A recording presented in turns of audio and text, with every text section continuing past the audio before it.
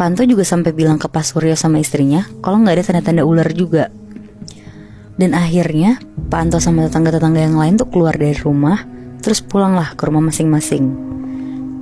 Nah, singkat cerita, besok paginya pas Pak Anto baru banget ngebuka pintu rumahnya, dia kaget banget Muibi.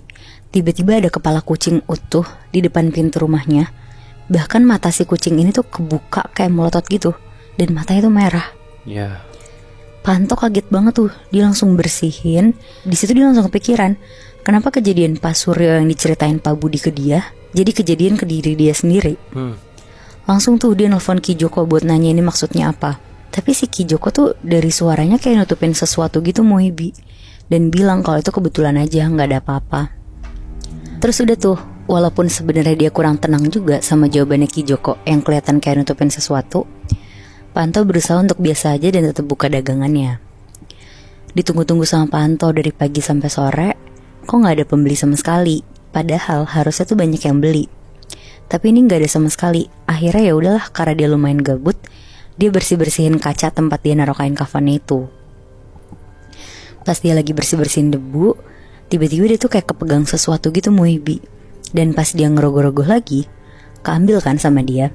Pas dia pegang, Pak Suryo tuh kaget banget. Di tangannya dia ada bagian tangan kucing, tapi bener-bener cuma tangannya doang, dan ada darah-darahnya. Ya.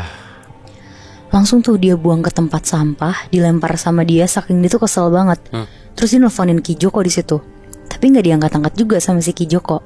Akhirnya yang biasanya dagangannya dia buka sampai malam, di hari itu tuh Pak Anto tutup jam 5 sore. Terus dia langsung ke dapur, ngambil makanan, dan makanlah dia sambil nonton TV. Di situ Pak Anto sendirian di rumah karena istri sama anaknya tuh lagi nginep di rumah mertuanya. Dan karena jaga dagangannya, si Pak Anto jadi gak ikut. Nah pas lagi makan, Pak Anto tuh denger kayak ada bunyi kresek-kresek gitu dari taman belakang rumahnya. Kresek-kreseknya tuh kayak bunyi plastik dimainin gitu loh Muibi. Tapi didiemin aja sama si Pak Anto, karena dia tuh mikir, paling kucing. Tapi pas dia lagi gedein volume TV-nya, suara kresek-kresek itu tuh makin kenceng.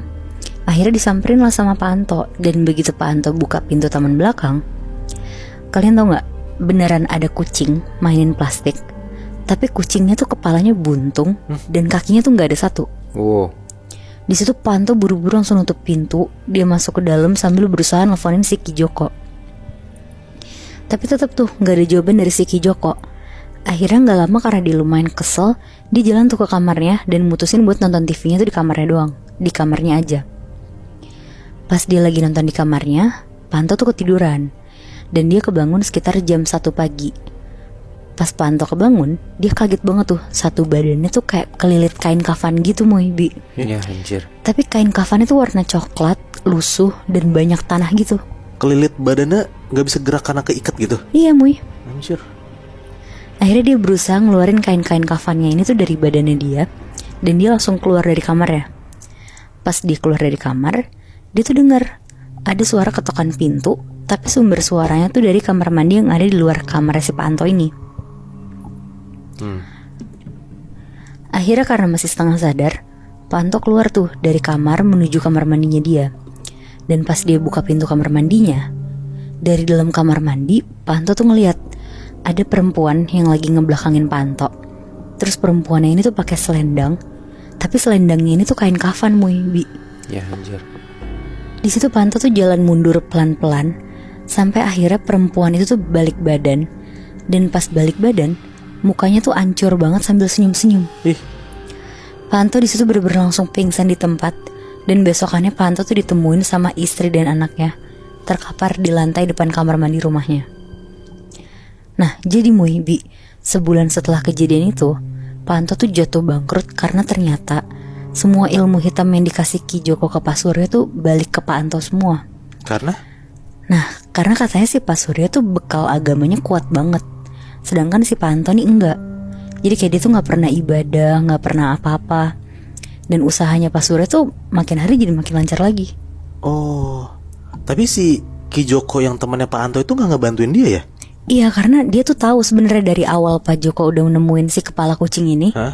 si Kijoko tuh tahu kalau misalkan ilmu hitam ini balik ke Panto sendiri, tapi dia tuh mungkin gak enak karena itu temennya kali ya. Oh iya iya. Ya anjir, kurang ajar banget ya. Dia udah tahu itu bakal gagal tapi tetap dilanjutin kan? Iya. Ya itu konsekuensi dari main ilmu hitam kali ya. Ya kan pasti bakal berbalik ke diri lo sendiri kan.